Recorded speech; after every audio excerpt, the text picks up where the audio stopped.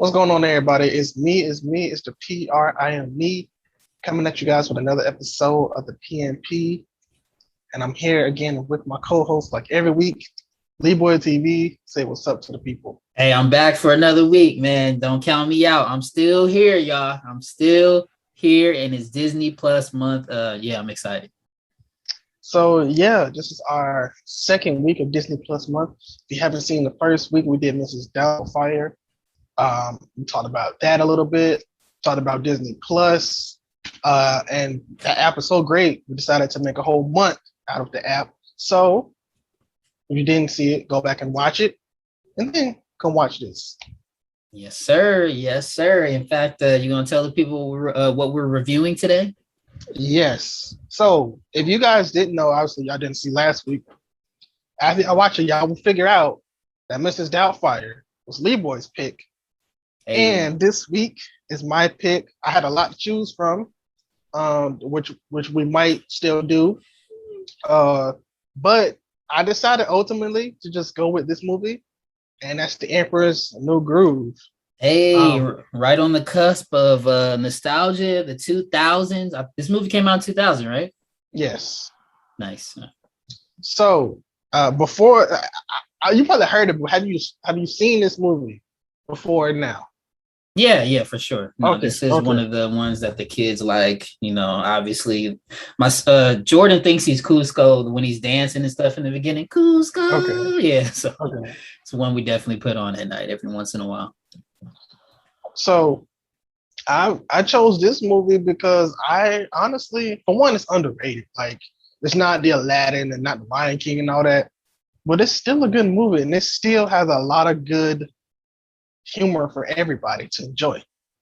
Stolen elements though from Aladdin and also Lion King, but we'll talk about that. But of course, it's Disney, so yeah. You know they're gonna recycle, but definitely, I will say that the comedy is pretty good in this one. Yes, this is probably, I don't want to say the funniest, but it's probably top 5 funniest Disney movies as far as that the Disney name goes. I would probably put it up there. Maybe I have to go back and look. This is one of the funniest ones. Like, they don't get that Disney chuckle, like the fake Disney chuckle. Like some of these are actually like clever, funny, and they make you laugh. So I got some notes down. I guess the notes is the whole movie, so I'll go down some of these notes. Then we are going to talk about our nostalgia star ranking that we're gonna start using for our reviews or bringing it back.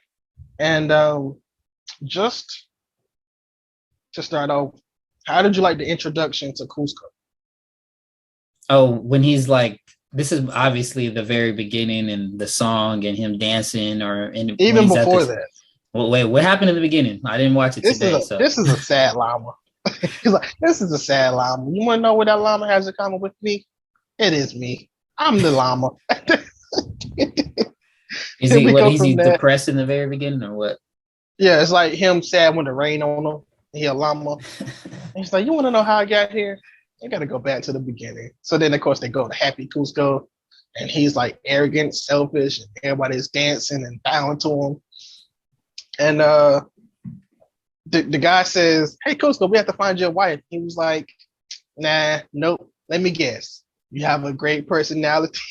Oh yeah, to one of the girls. Yeah.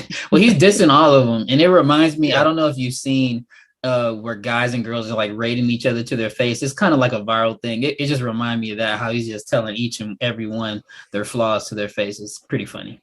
Yeah, it is. It's funny because it's so outrageous how they're doing it, and it's like, it's just funny for this movie to like bring stuff like that out. But the guy is in his way. By the way, did you know the guy that's singing? No. His opening, the guy that's singing is Tom Jones. I don't know if you know Tom Jones. Oh yeah, I know Tom Jones. Yeah, okay. For y'all that don't know Tom Jones, he's the one that sings the cartoon song. It's not unusual. But he's the guy singing with the afro and that is him. I did not know that. But that's him. And this cast has a lot of cameos here and there.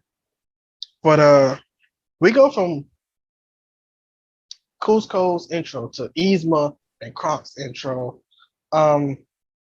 Did Yzma give you that feel right off the back, or were you just like, oh, she just looked creepy? Well, I mean, obviously we could talk about who's voicing Yzma, Eartha Kitt, and obviously she's a standout throughout the movie. She's hilarious. Definitely gave me some of the same vibes she gives in Boomerang, but I mean, it's just her voice. Obviously, that's where I know I'm most familiar with her. But just in the beginning, yeah, she is a great character.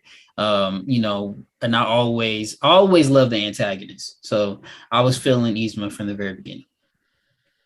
I personally, we get to Pancho's intro. Pancho, all he did was say, he was like, "Hey, I got a meeting," and the dude's like, "Over there, into the corner, into the thing." It's like, all right, but it gets summoned. Kuzco summons Pancho to his palace just to tell him that he's tearing down his house, his village, to make a guest Cuscoville or something. What is it? Yeah, that honestly is messed up, but I guess you can do that in wherever they live at. Which is that's still messed up. He said, "I'm coming to your house, tearing everything you got that your family been there for 60 years and tearing all that down, and I'm building my house because you don't matter." And this is like his coming of age first thing that he wants to do, right? He's just had a birthday, or he just became a prince or something. Well, obviously he's been a prince, but it's his birthday. It's his birthday gift to himself, right? Because he buys gifts for himself because he's that selfish person. Anyways, this is the part that I kind of like, that I kind of don't like, but Yzma is the emperor's assistant or whatever, so she wants to take over, so she's like placed in a chair and all that. He fires her, and she wants revenge, so she goes, and it's one of the more iconic scenes, not iconic scenes, but like iconic lines of the movie. They go into a lab. She said, "Pull the lever, Kronk." Pulls the lever. She falls into whatever they got, and then she says, "Why do we even have that lever?" It's an ongoing joke. They keep doing it. I talk about that later, but that's probably one of the. If you think about this whole movie and everything with it, I think "Pull the lever, Kronk" is probably the most iconic line from this whole series. How do you feel about her plan, though? Her plan to poison him? Well, first off, that is that not taken from Sleeping Beauty or one of those? Kind of, just a little bit. The whole poisoning thing, or Snow White, actually, both of them really. And then her whole role as an advisor, very similar to Jafar in Aladdin, trying to take over the kingdom. This person that's a misunderstood, that is kind of ugly, and her and Jafar have similarities but differences. It's like Jafar, nobody was in control, and then Aladdin just came in and took the spot. While Yzma, she's like, Kuzco's just young, and I just should be over him. Pretty much is her thing. It's like, he's a kid. She got issues, yeah. But I mean, obviously, it's much needed for the plot of the story. I mean, of this movie. So yeah, definitely needed. Yzma's whole gripe against this young, arrogant, self-fulfilling Kuzco. It definitely drives the mission between her, and then she brings Kronk along. He's just along for the ride. Well, whatever she says. Pretty much. He's Iago in this one. So anyways, she plans to just give him a potion and he dies. But she got Kronk with her, and Kronk obviously messes up. So Kronk accidentally misplaces the label. Yeah, it's funny because the way they roll it up, it looks like a skeleton, and he rolls it up. He's like, "This is the death potion." And and And it just speaks to the comedy inside the movie, those little intricacies that she rolls up the little label and it's like the llama. Yep. And they somehow made it look like a skeleton, which was funny. Yep. Cusco turns into a llama, which if you would have told me like this whole movie would be about a llama, I would be like, what? Right. That's just funny in itself that they chose a llama, because it is just an ironic animal that doesn't really have any natural prowess, like as far as physicality or abilities or intelligence or anything. It's just a llama. Like it's like a donkey. It's like worse than a donkey. If he was turning into like a lion or something, he would be cool with that, because obviously lions known as cool animals. But a llama is like it's nothing. It's like a camel junior. Like no one wants to be a llama. Somehow, some way, Pacha and Cusco end up on this journey together, and you know, there's a lot of things to go ahead in their way. They got to get rid of. And Pacha saves him, right? He saves him in the jungle or something from the crocodiles and all that. Because I got it playing while I'm watching it, and there on the scene that I'm about to talk about is the scene that it's icon. I don't know if it's iconic enough. Like when I was younger, this was the scene that I kind of fast forwarded to. It's the scene where they go back to back, and they gotta like work together to get out of the little hole that they're in. And I like that because it was like, hey, we're not friends, we gotta work together. So that part I really liked when I was younger. Now seeing that, I'm like, okay, I can see what they're setting up. Yeah, they definitely set it up. So yeah. So anyways, Cusco's like, yeah, I'll help you. If you help me, I will not use your house. And then they go over, I don't know what it's called. I call it the Shrek Bridge. When you step in it, it just disappears. Which I don't know why people still make these type of bridges. And I don't know how you make this type of bridge, but they do it. Yeah, how do you make I guess you make it all on one end, but what do you throw it across to the other side? I don't know. It seems like whatever you use to make the bridge is probably more stable than the bridge. Yeah, because it's not like you can meet in the middle, because it's like a string almost. Like I don't know. So I don't know how they do it. I don't know. But he falls and Pacha falls. Cusco say, "Oh, I lied." So he goes back, and then obviously Cusco falls, and then they're both struggling in this bridge. And surprisingly, the bridge didn't fall. Like pieces of it. Did the whole bridge fall, or just them pieces? I can't remember. Can't remember. Anyways,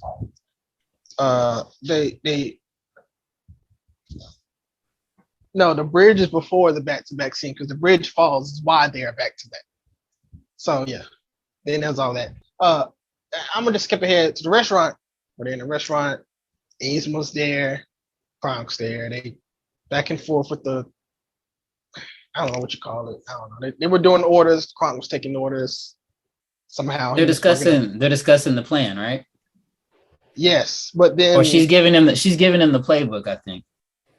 Yes, but then somebody complains about their food, so he goes back there, and the guy was like, "Well, yeah, you complaining? How about you do it better?" So then he starts cooking, and then Yzma's like, "I want cheese or something." Then Cusco says, "I don't want cheese." Then they keep going back and forth with each of them coming in and out, passing each other.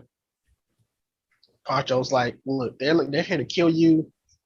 Let's just leave." He's like, "Nah, they're not gonna kill me. I'm the emperor." Yeah, no, I love how nonchalant Cusco is on. And this is David Spade, right? Which is like the perfect casting for that time, in nostalgia. In 2000, he was like the perfect unassuming guy that's funny. He could still be a leading man, but at the same time, he's very relatable, and it transfers pretty well to his, in his character as Cusco. Anyways, they go to Pacha's house. Yzma and Kronk goes to Pacha's house I forgot why they go to his house. Like they just go to, I guess, see if he brought Cusco there. And they have their little thing. Cusco and Pacha show up, and the kids and the mom pretty much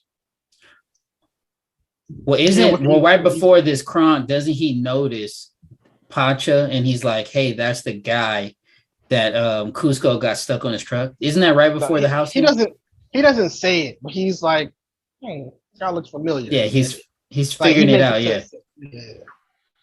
But then they go to his house, so he probably ratted him out unintentionally because Kronk is not the smartest. So not all there. Yeah. Yeah, so he probably unintentionally ratted him out, and that's why they're at his house. And then the kids and all them beat her up, turn her into a pinata. Pretty much hold their own. And the thing is, Kuzco and Pacha go back while Yzma and Kronk are still at their house. Right. They could have just took over and destroyed everything. I'm saying they race back to get the potions.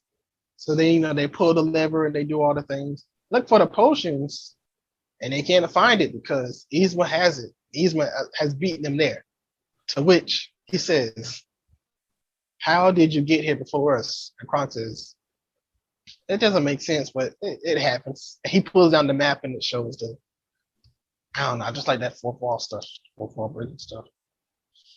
The fourth wall is dope. Also, like the secondary animation type, right, where they do like kind of the behind the scenes storytelling animation is dope, and it's kind of an ode to, I think, the Inca or the old Native American, because I believe this the Native American that they are might be in like ancient Mexico or something. So there's like hieroglyphics and stuff like that are prevalent out there in that culture. So they do a good job of like incorporating that other animation, which is nice. So they're trying different potions for Cusco. He turns into all these different animals, obviously trying to turn back into Cusco. We got all these different animals trying all these different potions. She takes the potion, turns into a cat, which is probably the other line in this that I think. She's like, are you looking for this? She's like, is that my voice? And that whole thing. How do you feel about Cat Yzma? Oh, Cat Yzma. And right before she turns into the cat, all of her henchmen turn into random animals too. There's a gorilla, octopus, and everything. So I thought that was definitely a clever way to finish out the movie. And for the big battle scene, I thought that was great writing because obviously, one of them turned Kuzma into a llama, and then you have all these random potions. They don't know which is which. And in between, he's turning into a whale. He turns into a little parrot. So they're frantic trying to find everything. She doesn't realize she's going to be a cat. And so, yes, it's a surprise. She's like, is this me? Is this my voice? She's falling everywhere. And obviously she's not even strong enough to open the potion. So I thought that was, very clever writing. And it made the movie, it definitely redeemed the plot of the movie because that brought something fresh that we had never seen in any Disney movie. So I thought that was pretty cool. I feel like the cat was like, I feel like there's cats like that they look nice, then you meet them, and then they bring the claws out and all that. It reminds me of Life of Pets for sure, because there's definitely that's not Disney, but and it came much later. And then probably, in some of the movies, there's got to be some old Disney movies with cats like that. I'm thinking, like the cats, the cats in Lady and the Tramp a little bit, the Siamese cats. But yeah, cats are devious animals, man. So it only makes sense that you would bring one in to be an antagonist as Yzma.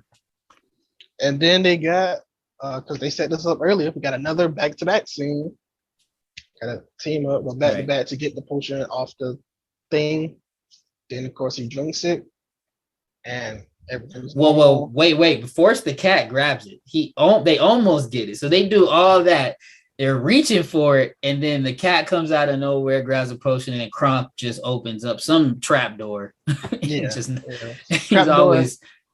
You open it, you fall to your death, which is weird. Like, because if he just comes out of nowhere, yeah. But yeah, and then he calls him back to his mansion. He's like, I've spent like weeks on that hill. I didn't see no sunshine, so I'm gonna build my pool house somewhere else. And then we get the vacation scene or whatever with them. Now they're like a family. Which why didn't he just say y'all come live with me? Right. He got this big house. He gonna sit in the back to their little humble house, or that's supposed to be his dog. Like he didn't save your life about 2-3 times, bro. Come on. You're supposed to look out for Pacha, man. Yeah, then we get the end. The end with Kronk and Yzma's now Boy Scouts or whatever. Did you see that scene? That might be like a post credit. I don't remember that part. He was like, what happens? him. He's like a Boy Scout. Kronk is a Boy Scout, and Yzma's just there because she's she's still a cat. Oh, she can't turn back because they took the last potion. Yeah, because she's just there. So yes, that's how it ends. Now, that's how the whole thing ends. And does Yzma make any? She doesn't make appearances in Kronk's New Groove or Emperor's New School or anything. Probably not. No, she's done. I don't think so. Yeah, she's done. I don't think so. Wait. I think she. Let me see. I think she does only because she has to, because that's a part of the show. For the leprechaun. Wait up. That has. You see, I'm not sure. I haven't watched Emperor's New School or Kronk's New Groove in a while. So what's your favorite character? I know we're gonna be talking about ratings, and there definitely are some great characters in this. I mean, Kronk is a standout. Cusco's a standout. John Goodman's a little dry, but he's needed. He's needed to like be a normal person to carry on the story and actually take care of business. And then obviously Yzma is a great as well. But are there any other characters of note? Really? Not really. The kids. Right, the kids go crazy. But yeah, it's pretty much those three. I would say, if not Kronk, then Yzma, because of how well the character was played. If not that, then if not that, then I'm probably say them. John Goodman, his character reminds me of Sully, this other character he plays. Yeah, I was gonna say it reminds me of John Goodman. Look, he's just always another character he John plays. Goodman. Yeah. You can tell it's John Goodman from the very beginning. And then I'll say, like, from the like outside looking in, before I was actually like watching this movie, it was kind of hard for me to decipher between Kronk and, I mean, they just kind of look the same, Pacha and Kronk, a little bit. They're just both big guys, both deep voices. So unless you're really paying attention, as in adult land, you don't really understand what's going on. But watching it, clearly, Kronk is hilarious. He's always just lost.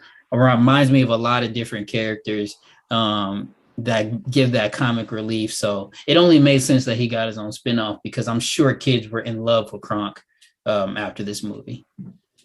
Yeah. It's one scene that I forgot. It's the scene with Yzma. And she pulls up her thing, and they're like, "Oh my God." And then she has a knife. That was good. Do they ever explain why she looks that way? Is she just old? She's just old. What do you mean? Cause I mean, she looks terrible. Like everybody else is buff and swole, and she's like purple. Like Kronk is like in his 20s. Yeah, but why is she like purple though? 40. Why is she purple? She's cursed. It must be a curse. I don't know. Color changer surgery. I don't know. Yeah, she didn't take up too many potions. She been doing them drugs. That's potion. Yes. Them potion drugs. Stay off the potions, kids. Look. Yeah. So we're implementing a new segment on the Prime Nostalgia podcast where we're going to be going over the Nostalgia Star and giving each of these old school nostalgia movies a rating based on its fandom, the cast, plot, longevity, and the production of the particular film, in this case, the animated film. And so I'll leave Fandom to last because it just kind of is everything that kind of brings it together and how people really receive the movie. But first, let's talk about the cast. And we're going to grade all of these things on a scale from A to F, just like school. And then we'll average it all up and give this particular project a grade. And today, obviously, we're talking about Emperor's New Groove. And when it comes to the cast, I'm going to give this one an A. Because you got Eartha Kitt, you got David Spade, you got John Goodman. What's the last guy's name? You know I wasn't going to remember that. Patrick Warburton. Patrick Warburton. Warburton. And, yeah, and he's he's from what is he famous from? Everything. But yeah, so as far as the characters in this, I'd give it an A. Just off the top four. It's top heavy, just like the Lakers are going to be this year. No, I'm playing. They got Eartha Kitt, Patrick Warburton. You got John Goodman and David Spade, which makes an awesome four. And they pretty much carry the movie. And then for the time of the 2000s, definitely an all-star cast, I would say. And different from a cast that you would normally see in a Disney movie at that time. Yeah, you're right. Okay.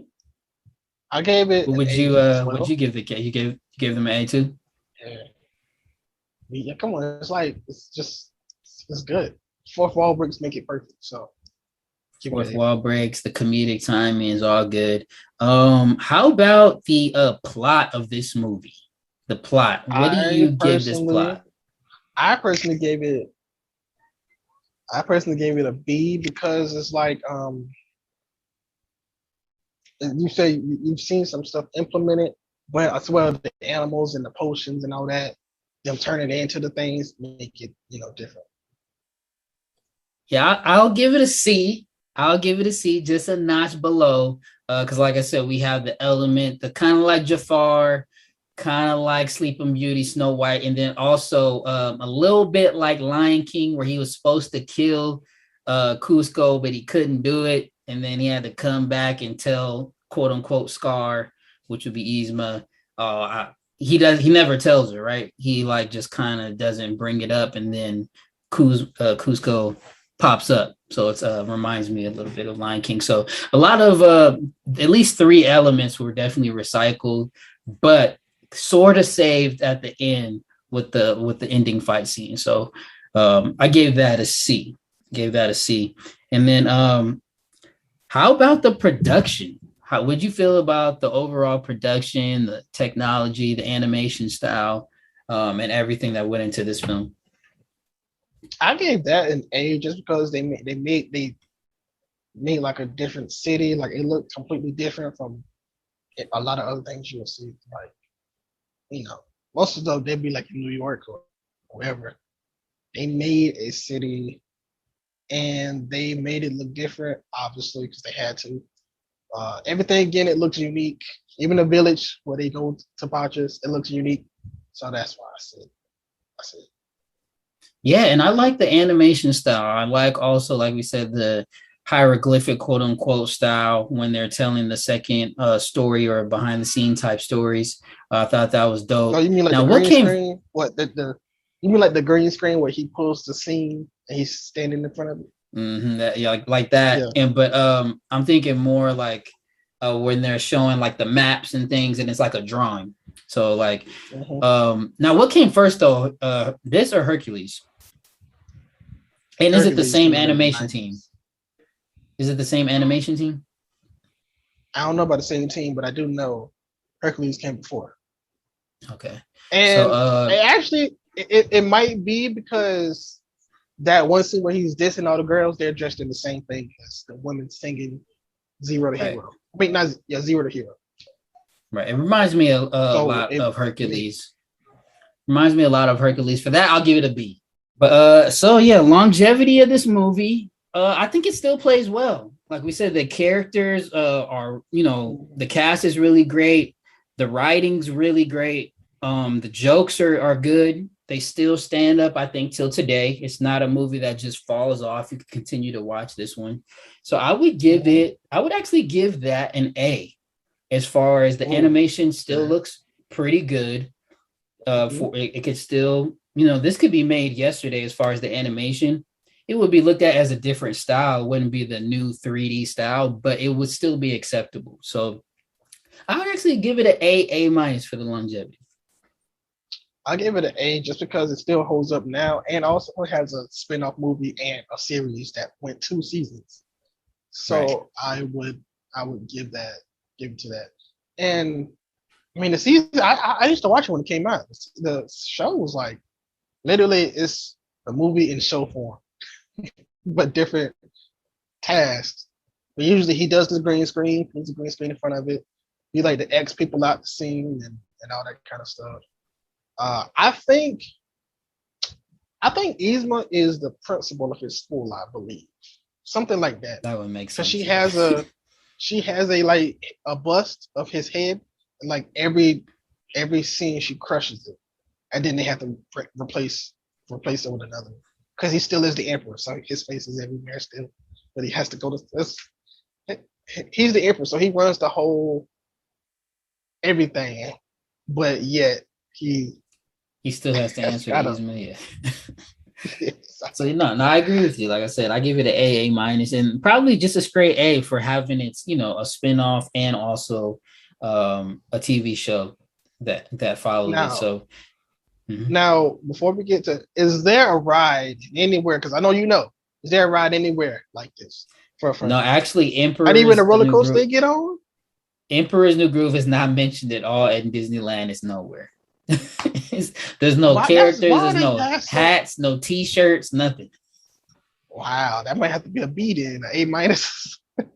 No, I mean, I was going to give. That's where I'm going to go to the Fandom, and we could go straight there. And I'm going to give it a C on the Fandom just because, even though it had, because the longevity just speaks to how well the art holds up, but the fans are not holding this up. Like when people talk about movies that are kind of, not the main Disney. I hear Hercules, probably a little bit more than this. I'll hear like Moana and stuff, but I never hear people really coming out saying, oh, Emperor's New Groove was my stuff. Like every once in a while, I'm sure, but the fandom really isn't there holding up this franchise as much as it could be. And like I said, there's really no merch or anything in Disneyland that continues the legacy. I think this is like a vault thing. That's why.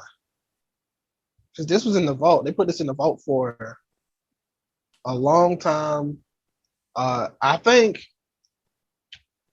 don't know, because like when they put Goofy movie in the vault and the Goofy movie finally came out the vault and then everybody started, and obviously now it got a lot of fandom. This one was in the vault too. So it could be a Goofy movie situation, maybe not. I doubt it, because we would have probably seen it by now. But it is an underrated movie. What's the average? And so you gave the Fandom you agree with me as a C? Yeah. So your average would be a solid B. Mine would be a B minus. So we're right there in the same range. Okay. I think what definitely saved it was the cast and also longevity. I think those are two standouts with this one. We only differ, I think, at the plot, because I gave, I had some issues with it borrowing from Lion King, from Aladdin, also from Snow White, things like that. But that's just the Disney way. That's the only thing I would say. But they have been doing a better job at coming up with some new plots and movies. So much appreciated. Let everybody know where to find you. You can find me at Leeboy TV. Definitely follow me also, and that's going to be on pretty much all the socials across the board, except for on Fanbase, where I'm just at Leeboy because I got in there early. You guys get over there and follow me on Fanbase. I'm going to be bringing the Child Star Chat there every Thursday at 6 p.m. Pacific time, 9 p.m. Eastern time, where I'll have me, Angelique, Latangela, a couple of all the Child Star buddies will be talking about pop culture and things like that. And yeah, definitely follow me also on YouTube at Leeboy TV on YouTube. You can follow me, KDNG Prime Time. Follow the podcast at Prime Nostalgia Pod. We got videos coming up on IG and on YouTube during the weeks, snippets of the episodes y'all can go watch. Next week, do you have an idea? Y'all gotta tell everybody, do you have an idea of what movie you're gonna pick? Oh yeah, I'm doing another live action classic on Disney Plus from my era. It may or may not be in the recommended sections under Miss Doubtfire. May or may not. I think it could. I'm not sure, but it's definitely in that same era, and for sure a classic. For sure a classic. And when you say same era, you don't mean same year. You just mean like in the 90s, right? Yeah, just in the 90s. Same type of comedy, same type of things like that. If y'all can guess, put y'all guesses in the comment section, and we'll let y'all know. So, anyways, from Leeboy, from me, say prime time is all the time, and we all the time, baby. We out. Prime Nostalgia. Thanks for tuning in to the Prime Nostalgia, the podcast dedicated to entertainment from childhood. That's 80s, 90s, the latest 2000s. Cause Prime know it all, and Leeboy be wow, and he's from all that. Dropping gems for you to find, so that's orange, the lightest line. Prime time is all the time. We talking about the classics, and there's so many. That's Leeboy TV and PRIME. Out.